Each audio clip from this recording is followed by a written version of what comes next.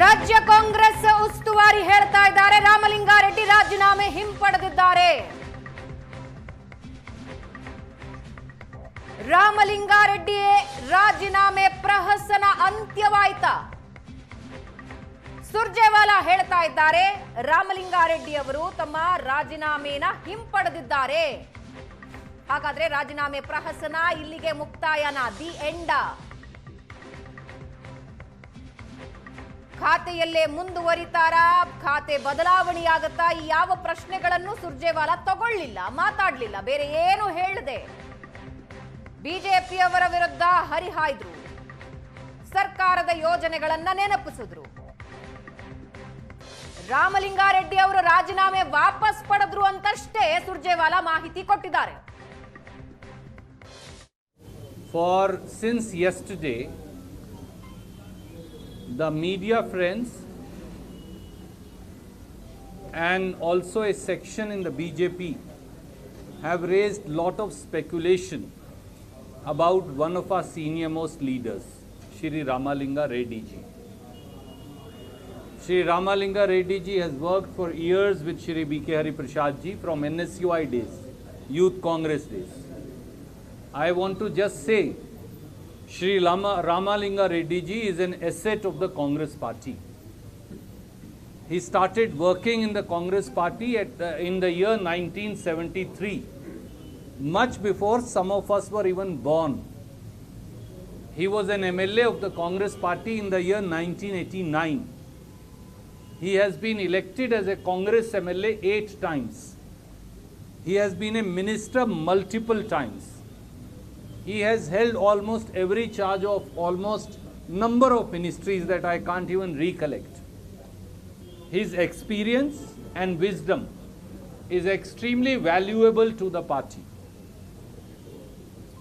More so because of his old association with both Shri D.K. Shivkumar, our Honorable Chief Minister, as also our PCC President Shri B.K. Hari Prasad, and thousands and lakhs of Congress workers across Karnataka. When you broke the news of his so-called resignation, Shri D.K. Shivkumar, Shri B.K. Hari Prasad, Shri Siddharamaiah and myself, we all spoke to him, all 4 of us. When you broke the news of his so-called resignation, Shri D.K. Shivkumar, Shri B.K. Hari Prasad, Shri Siddharamaiah and myself, we all spoke to him, all 4 of us. There was apparently some misunderstanding. He again met Shri B.K. Hari Prasad, me and Shri D.K. Shivkumar, Shri Siddharamaiah. He has already, I think, told you that he has withdrawn his resignation. There was some misunderstanding, and he shall continue to work as a loyal soldier and minister of the party. So people who were talking about and gleeing and celebrating when you broke the news of his so-called resignation, Shri D.K. Shivkumar, Shri B.K. Hari Prasad, Shri Siddharamaiah and myself, we all spoke to him, all 4 of us. There was apparently some misunderstanding. He again met Shri B.K. Hari Prasad, me and Shri D.K. Shivkumar, Shri Siddharamaiah. He has already, I think, told you that he has withdrawn his resignation. There was some misunderstanding, and he shall continue to work as a loyal soldier and minister of the party. So people who were talking about and gleeing and celebrating when you ಈ ಬಗ್ಗೆ ಇನ್ನಷ್ಟು details ಹಂಚಿಕೊಳ್ತಾರೆ ನಮ್ಮ ಪ್ರತಿನಿಧಿ ಮಾರುತೇಶ್ ನಮ್ಮ ಜೊತೆ ಸಂಪರ್ಕದಲ್ಲಿದ್ದಾರೆ. Maruthesh, loyal soldier ಮತ್ತು minister ಆಗಿ ಮುಂದುವರಿತಾರೆ ಅಂತ ಸುರ್ಜೇವಾಲಾ ಹೇಳ್ತಾ ಇದ್ದಾರೆ. ಆದ್ರೆ ರಾಮಲಿಂಗಾರೆಡ್ಡಿ ಅವರು ಅಲ್ಲಿಂದ ಮುನಿಸಿನಿಂದಾನೇ ಹೊರಟರು ವಾಪಸ್ಸು ಅಂತ ಇದ್ದಾರೆ. ಒಂದು ವೇಳೆ ಎಲ್ಲವೂ ಸಾಲ್ವ್ ಆಗಿದ್ರೆ ರಾಮಲಿಂಗಾರೆಡ್ಡಿ ಅವರು ಸುರ್ಜೇವಾಲಾ ಅವ್ರ ಜೊತೆ ನಿಂತ್ಕೋಬೇಕಿತ್ತು ಅಂತ ಅನ್ಸುತ್ತೆ. ಅಂದ್ರೆ ಇನ್ನು ಕಗ್ಗಂಟಾಗೆ ಇದೆಯಾ, ಇನ್ನು ಪ್ರೋಸೆಸ್ ಅಲ್ಲಿ ಇದೆಯಾ ಅಥವಾ ಮುಗಿದಿದೆಯಾ? ಅವನಿಗೆ ಈ ಪ್ರಕ್ರಿಯೆ ಮುಗಿದಿಲ್ಲ ಅನ್ನೋದು ಬಹಳ ಸ್ಪಷ್ಟ. ಆದರೆ ಸುರ್ಜೇವಾಲಾ ಹೇಳ್ತಾ ಇರೋದು ಈಗಾಗಲೇ ಅವರು ರಾಜೀನಾಮೆಯನ್ನು ವಾಪಸ್ ಪಡೆದಿದ್ದಾರೆ, ಜೊತೆಗೆ ಕ್ಯಾಬಿನೆಟ್ನಲ್ಲೇ ಮುಂದುವರಿತಾರೆ ಅನ್ನುವ ಸ್ಪಷ್ಟನೆಯನ್ನು ಕೊಡ್ತಾ ಇದ್ದಾರೆ. ಆದರೆ ರಾಜೀನಾಮೆಯನ್ನು ವಾಪಸ್ ಪಡೆದಿದ್ದಾರಾ ಇಲ್ವಾ ಅನ್ನೋದನ್ನು ರಾಮಲಿಂಗಾರೆಡ್ಡಿ ಅವರು ಖಚಿತಪಡಿಸಬೇಕು. ಆ ರೀತಿ ತೀರ್ಮಾನ ಆಗಿದ್ದಿದ್ರೆ ಇಷ್ಟೊತ್ತಿಗೆ ರಾಮಲಿಂಗಾರೆಡ್ಡಿ ಅವರು ತಮ್ಮ ಸ್ಪಷ್ಟನೆಯನ್ನು ಅಥವಾ ತಮ್ಮ ಹೇಳಿಕೆಯನ್ನು ಬಿಡುಗಡೆಗೊಳಿಸ್ತಾ ಇದ್ರು ಅಥವಾ ಮಾಧ್ಯಮಗಳ ಮುಂದೆ ಬಂದು ಮಾತನಾಡ್ತಾ ಇದ್ರು. ಯಾಕಂದರೆ ಮಾಧ್ಯಮಗಳ ಮುಂದೆಯೇ ಕೂತು ಅವರು ರಾಜೀನಾಮೆ ಪತ್ರವನ್ನು ತೋರಿಸಿ ಸುದ್ದಿಗೋಷ್ಠಿ ನಡೆಸಿ ರಾಜೀನಾಮೆ ಕೊಟ್ಟಿದ್ರು. ಈಗ ಬೆಳಿಗ್ಗೆ ಎರಡನೇ ಬಾರಿ ಸುರ್ಜೇವಾಲಾ ರಾಮಲಿಂಗಾರೆಡ್ಡಿ ಅವ್ರನ್ನ ಕರೆಸ್ಕೊಂಡು ಸಭೆ ನಡೆಸಿ ಅಂತಿಮವಾಗಿ ತೀರ್ಮಾನವನ್ನು ಕೈಗೊಳ್ಳುತ್ತಾರೆ ಅನ್ನುವಂಥದ್ದಿತ್ತು. ಆದರೆ ಸಭೆಯ ಚರ್ಚೆಯನ್ನು ಗಮನಿಸಿದಾಗ ರಾಮಲಿಂಗಾರೆಡ್ಡಿ ಅವರಿಗೆ ಹೆಚ್ಚಿನ ಖಾತೆ ಕೊಡುವಂತಹ ತೀರ್ಮಾನಗಳನ್ನು ಅಥವಾ ಪ್ರಸ್ತಾಪವನ್ನು ಮಾಡಿದ್ದಾರೆ ವಿನಃ ಬೆಂಗಳೂರು ಅಭಿವೃದ್ಧಿಯನ್ನು ಕೊಡ್ತೀವಿ ಅಂತ ಹೇಳಿ ಖಚಿತವಾಗಿ ಹೇಳಿಲ್ಲ. ಆ ರೀತಿಯಾದಂಥ ಭರವಸೆ ಸಿಕ್ಕಿದ್ರೆ ಬಹುಶಃ ಇವತ್ತು ಸುದ್ದಿಗೋಷ್ಠಿಯಲ್ಲಿ ರಾಮಲಿಂಗಾರೆಡ್ಡಿ ಅವರೇ ಸುರ್ಜೇವಾಲಾ ಅವರ ಜೊತೆಗೆ ನಿಂತು ಸುದ್ದಿಗೋಷ್ಠಿಯಲ್ಲೂ ಕೂಡ ಭಾಗಿಯಾಗಿರ್ತಿದ್ರೇನೋ. ಆದರೆ ಸಭೆ ಆ ರೀತಿಯಾದಂಥ ಸಭೆ ಆಗಿಲ್ಲ ಅನ್ನೋದು ಬಹಳ ಸ್ಪಷ್ಟ.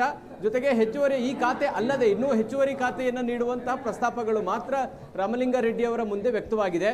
ಮತ್ತು ಹೆಚ್ಚುವರಿ ಖಾತೆಗಳನ್ನು ರಾಮಲಿಂಗಾರೆಡ್ಡಿ ಒಪ್ಕೊಳ್ಳೋದೇ ಆಗಿದ್ದಿದ್ರೆ ನಿನ್ನೆ ಸಿಎಂ ಭೇಟಿಯಾದಂಥ ಸಂದರ್ಭದಲ್ಲೇ ಆ ತೀರ್ಮಾನವನ್ನು ತಿಳಿಸಿರೋರು. ಅವರು ಪಟ್ಟು ಹಿಡಿದಿರುವಂಥದ್ದು ಬೆಂಗಳೂರು ಅಭಿವೃದ್ಧಿ ಖಾತೆಯ ವಿಚಾರವಾಗಿ. ಸದ್ಯಕ್ಕೆ ಸುರ್ಜೇವಾಲಾ ಅವರ ಪ್ರಕಾರ ರಾಮಲಿಂಗಾರೆಡ್ಡಿ ಅವರು ರಾಜೀನಾಮೆಯನ್ನು ವಾಪಸ್ ಪಡ್ಕೊಂಡು ಕ್ಯಾಬಿನೆಟ್ನಲ್ಲಿ ಮುಂದುವರಿತಾರೆ ಅನ್ನೋದಾಗಿದೆ. ಆದರೆ ರಾಮಲಿಂಗಾರೆಡ್ಡಿ ಅವರು ಇಲ್ಲಿಯ ತನಕ ತಾವು ರಾಜೀನಾಮೆಯನ್ನು ವಾಪಸ್ ಪಡೆದಿದ್ದಾರಾ ಇಲ್ವಾ ಅನ್ನೋದ್ರ ಬಗ್ಗೆ ಖಚಿತಪಡಿಸಿಲ್ಲ. ಹಾಗಾಗಿ ಈ ಗೊಂದಲಗಳು ಹಾಗೆ ಮುಂದುವರೆದಿದ್ದಾವೆ. ಭಾವನಾ, ಬಹುಶಃ ರಾಮಲಿಂಗಾರೆಡ್ಡಿ ಅವರು 8 ಗಂಟೆ ಬಳಿಕ ಮಾತನಾಡ್ತೀನಿ ಅಂತ ಕೂಡ ಹೇಳಿದ್ದಾರೆ. ಮಾರುತೇಶ್, ವಾಪಸ್ ಬರ್ತೀನಿ ನಾನು. ರಾಜೀನಾಮೆ ವಾಪಸ್ ಪಡೆಯೋದಕ್ಕೆ ರಾಮಲಿಂಗಾರೆಡ್ಡಿ ಅವರು ಒಪ್ಪಿದ್ರ? ರಾಮಲಿಂಗಾರೆಡ್ಡಿ ಬೇಡಿಕೆಯ ಖಾತೆ ನೀಡೋದಕ್ಕೆ ಹೈಕಮಾಂಡ್ ಒಪ್ಕೊಳ್ತಾ ಅಥವಾ ಇರುವ ಖಾತೆಯಲ್ಲೇ ಮುಂದುವರಿಯುವಂತೆ ಮನವೊಲಿಸಿದ್ರ? ಏನಾಗಿದೆ ಅಲ್ಲಿ? ರಾಜೀನಾಮೆ ಹಿಂಪಡೆದಿದ್ದಾರೆ ಅಂತಷ್ಟೇ ಸುರ್ಜೇವಾಲಾ ಹೇಳೋದು. ಖಾತೆ ವಿಚಾರದಲ್ಲಿ ಮಾತ್ರ ಯಾವುದೇ ಹೇಳಿಕೆ ನೀಡಲಿಲ್ಲ ಸುರ್ಜೇವಾಲಾ. ಪ್ರಶ್ನೆ ಕೇಳಿದ್ರು ಕೂಡ ಅದರ ಬಗ್ಗೆ ಉತ್ತರ ಕೊಡಲಿಲ್ಲ. ತಾಜ್ ವೆಸ್ಟ್ ಎಂಡ್ ಸಭೆಯ ಸಂಧಾನ ಸಫಲವೋ ವಿಫಲವೋ? ಬೆಂಗಳೂರು ಅಭಿವೃದ್ಧಿ ಖಾತೆ ಬಿಡೋದಕ್ಕೆ ಕೃಷ್ಣ ಬೈರೇಗೌಡ ಒಪ್ಪಿಲ್ಲ. ಅಸಮಾಧಾನಿತ ಸಚಿವರ ಮನವೊಲಿಕೆಗೆ ಹೈಕಮಾಂಡ್ ಸೂತ್ರ ಏನು ಅನ್ನೋದು ಸದ್ಯಕ್ಕಿರೋ ಸಸ್ಪೆನ್ಸ್.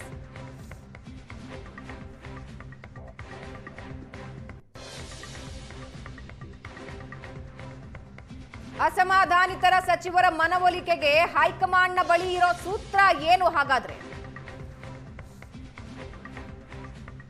ಇನ್ನೊಂದು ಸುತ್ತಿನ ಸಭೆ ಆಗತ್ತಾ? ಮಾರುತೇಶ್ ಮತ್ತೊಂದು ಸಲ ಸಂಪರ್ಕದಲ್ಲಿದ್ದಾರೆ. ಮಾರುತೇಶ್, ಬೆಂಗಳೂರು ಅಭಿವೃದ್ಧಿ ಖಾತೆ ಕೃಷ್ಣ ಬೈರೇಗೌಡರು ಬಿಟ್ಕೊಡೋದಕ್ಕೂ ಒಪ್ತಾ ಇಲ್ಲ. ಕೃಷ್ಣ ಬೈರೇಗೌಡರು ಕಂದಾಯ ಕೇಳಿದ್ರೆ ಪರಮೇಶ್ವರ್ ಬಿಟ್ಕೊಡೋದಕ್ಕೂ ಒಪ್ತಾರಾ ಅನ್ನೋದು ಸದ್ಯಕ್ಕಿರೋ ಪ್ರಶ್ನೆ. ತಾರ್ಕಿಕ ಅಂತ್ಯಕ್ಕೆ ಬಂದಿದ್ದೀವಿ ಅಂತೂ ಹೇಳೋದಕ್ಕಾಗೋದಿಲ್ಲ. ಇನ್ನು ನಾಳೆ ಏನಾದ್ರೂ ಮೀಟಿಂಗ್ ಫಿಕ್ಸ್ ಆಗುತ್ತಾ? ಇವತ್ತು ರಾತ್ರಿ ಏನಾದ್ರೂ ಮೀಟಿಂಗ್ಸ್ ಇದೆಯಾ? ಏನ್ ಇನ್ಫಾರ್ಮೇಶನ್ ಸಿಗ್ತಿದೆ? ಭವನ, ಈಗ ಎಲ್ಲವೂ ಬಗೆಹರಿದಿದ್ದೇ ಆಗಿದ್ರೆ ಸುರ್ಜೇವಾಲಾ ಅವರು ಮಾಧ್ಯಮಗಳ ಪ್ರಶ್ನೆಗಳನ್ನು ಕೇಳ್ತಿದ್ರು, ಅದಕ್ಕೆ ಕ್ಲಾರಿಫಿಕೇಶನ್ ಅನ್ನು ಕೊಡ್ತಿದ್ರು. ಅವ್ರು ರಾಜೀನಾಮೆ ವಾಪಸ್ ಪಡೆಯೋ ಅಂದ್ರೆ ಅವ್ರು ಹಾಕಿದ ಕಂಡೀಷನ್ನೇ ಏನಿತ್ತು ರಾಜೀನಾಮೆ ಕೊಡುವಾಗ, ಬೆಂಗಳೂರು ಅಭಿವೃದ್ಧಿ ಖಾತೆಯನ್ನು ಕೊಡಬೇಕು ಅನ್ನೋದು. ಈಗ ಅದಕ್ಕೆ ಒಪ್ಪಿದ್ರೆ ಮಾತ್ರ ಅವರು ಕ್ಯಾಬಿನೆಟ್ನಲ್ಲಿ ಮುಂದುವರಿತಾರೆ. ಅದು ಒಪ್ಪದೇ ಇದ್ರೆ ಅವರು ರಾಜೀನಾಮೆಯ ಅವರ ನಿರ್ಧಾರದಿಂದ ಹಿಂದೆ ಸರಿಯೋದಿಲ್ಲ ಅನ್ನೋದು ಸ್ಪಷ್ಟ. ಅವರು ಹಿಂದೆ ಸರಿದಿದ್ದಾರೆ ಅನ್ನೋದೇ ಆದರೆ ಹೆಚ್ಚುವರಿ ಖಾತೆಗಳನ್ನೇನಾದರೂ ಕೊಟ್ಟಿದ್ದೀವಿ ಅಂತನಾದರೂ ಸ್ಪಷ್ಟಪಡಿಸಬೇಕಾಗಿತ್ತು. ಅದನ್ನು ಕೂಡ ಮಾಡಲಿಲ್ಲ. ಕೇವಲ ಅವರಿಗೆ ಬೇಕಾಗಿದ್ದನ್ನು ಹೇಳಿ ಈಗ ಉಲ್ಬಣ ಆಗಿರ್ತಕ್ಕಂತಹ ಈ ಖಾತೆ ಕಗ್ಗಂಟನಿಗೆ ಒಂದು ರೀತಿ ತಿಳಿ ಎಳೆಯುವಂಥ ಕೆಲಸವನ್ನ ಮಾಡೋದಕ್ಕೆ ಸುರ್ಜೇವಾಲಾ ಮುಂದಾದ್ರು ಅಷ್ಟೇ. ಅದನ್ನು ಹೊರತುಪಡಿಸಿದ್ರೆ ಗೊಂದಲಗಳು ಹಾಗೆ ಉಳಿದಿದ್ದಾವೆ. ಈಗ ರಾಮಲಿಂಗಾರೆಡ್ಡಿ ಒಪ್ಪಿದ್ದೇ ಆಗಿದ್ರೆ ಅಥವಾ ರಾಜೀನಾಮೆಯನ್ನು ಅವರು ವಾಪಸ್ ಪಡೆದಿದ್ದಾರೆ ಅನ್ನೋದೇ ಆಗಿದ್ರೆ ಜಲಸಂಪನ್ಮೂಲ ಖಾತೆಯಲ್ಲೇ ಮುಂದುವರಿತಾರಾ ಅಥವಾ ಅವರಿಗೆ ಇನ್ನೂ ಹೆಚ್ಚುವರಿ ಖಾತೆಯನ್ನು ಕೊಟ್ಟಿದ್ದಾರಾ, ಇದರ ಬಗ್ಗೆ ಕ್ಲಾರಿಟಿ ಇಲ್ಲ. ಅದನ್ನು ಕೂಡ ಸುರ್ಜೇವಾಲಾ ಸ್ಪಷ್ಟನೆಯನ್ನ ಕೊಡಲಿಲ್ಲ. ಹಾಗಾಗಿ ಅವರು ಯಾವುದೇ ಪ್ರಶ್ನೆಗಳನ್ನು ಕೂಡ ತೆಗೆದುಕೊಳ್ಳಲಿಲ್ಲ. ಇದರ ಅರ್ಥ ಈ ಸಮಸ್ಯೆ ಬಗೆಹರಿದಿಲ್ಲ ಅನ್ನೋದು ಬಹಳ ಕ್ಲಿಯರ್ ಆಗಿ ಗೊತ್ತಾಗ್ತಾ ಇದೆ. ಒಂದಂತೂ ಸ್ಪಷ್ಟ, ಸಭೆ ನಡೆದಂದ್ರೆ ಈಗ ಕೊನೆಯ ಹಂತದ ಏನು ಮಾತುಕತೆ ನಡೀತು ಸುರ್ಜೇವಾಲಾ ನೇತೃತ್ವದಲ್ಲಿ ಮತ್ತು ರಾಮಲಿಂಗಾರೆಡ್ಡಿ ಅವರ ಜೊತೆಗೆ, ಅಲ್ಲಿ ಹೆಚ್ಚುವರಿ ಖಾತೆಯನ್ನ ಆಫರ್ ಮಾಡಿದ್ದಾರೆ. ಅದಕ್ಕೆ ರಾಮಲಿಂಗಾರೆಡ್ಡಿ ಒಪ್ಪಿಕೊಂಡಿಲ್ಲ.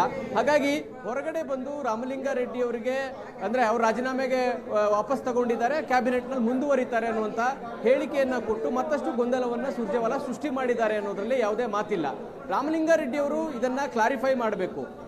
ಯಾಕಂದ್ರೆ ಕಂದಾಯ ಇಲಾಖೆ ಈಗ ಪರಮೇಶ್ವರ್ ಅವರ ಬಳಿ ಇದೆ. ಈ ಹಿಂದೆ ಕೃಷ್ಣ ಬೈರೇಗೌಡರು ಕಂದಾಯ ಖಾತೆಯನ್ನು ನಿಭಾಯಿಸ್ತಾ ಇದ್ರು, ಅವ್ರಿಗೆ ಕೊಡಬೇಕು ಅಂತ ಹೇಳಿ ಪರಮೇಶ್ವರ್ ಅವರಿಂದ ವಾಪಸ್ ಪಡೆದು ಕೊಡಬೇಕು. ಇದಕ್ಕೆ ಪರಮೇಶ್ವರ್ ಅವರು ಸಹಮತ ವ್ಯಕ್ತಪಡಿಸ್ತಾರ ಗೊತ್ತಿಲ್ಲ.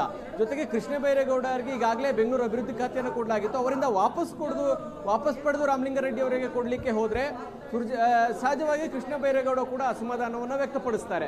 ಹೀಗಾಗಿ ಒಂದ್ ವೇಳೆ ರಾಮಲಿಂಗಾರೆಡ್ಡಿ ಅವರ ಹಠಕ್ಕೆ ಬಿದ್ದು ಅಥವಾ ಹಠಕ್ಕೆ ಮಣಿದು ಹೈಕಮಾಂಡ್ ತೀರ್ಮಾನವನ್ನು ತೆಗೆದುಕೊಂಡ್ರೆ ನಾಳೆ ಇದನ್ನ ಬೇರೆಯವರು ಕೂಡ ಫಾಲೋ ಮಾಡ್ತಾರೆ ಅನ್ನುವಂತ ಆತಂಕ ಕೂಡ ಹೈಕಮಾಂಡ್ಗೆ ಇದೆ. ಆ ಕಾರಣಕ್ಕಾಗಿ ಈ ಒಂದು ಜಟಿಲವಾದ ಸಮಸ್ಯೆ ಬಗೆಹರಿದಿಲ್ಲ ಅನ್ನೋದು ಬಹಳ ಸ್ಪಷ್ಟವಾಗಿ ಗೊತ್ತಾಗ್ತಾ ಇದೆ. ಆದ್ರೆ ಬಗೆಹರಿದಿದೆ ಅನ್ನುವ ರೀತಿಯಲ್ಲಿ ಸುರ್ಜೇವಾಲಾ ಈಗ ಮಾಧ್ಯಮಗಳ ಮುಂದೆ ಬಂದು ಹೇಳಿಕೆಯನ್ನ ಕೊಟ್ಟು ಹೋಗಿದ್ದಾರೆ.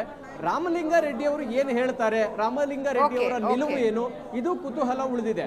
ಎಷ್ಟೊತ್ತಿಗೆ ಮಾತನಾಡ್ತಾರೆ, ಈಗಿರುವಂತ ಮಾಹಿತಿ ಪ್ರಕಾರ 8 ಗಂಟೆ ಬಳಿಕ ಅವ್ರು ಮಾತನಾಡಬಹುದು ಅನ್ನುವಂತ ನಿರೀಕ್ಷೆಗಳಿದಾವೆ. ಬಹುಶಃ ಅವರ ಅಭಿಪ್ರಾಯಗಳನ್ನ ಹೇಳ್ಬೋದು ಅಂತ ಕಾಣಿಸುತ್ತೆ ಭಾವನಾ. ರೈಟ್, ಧನ್ಯವಾದ.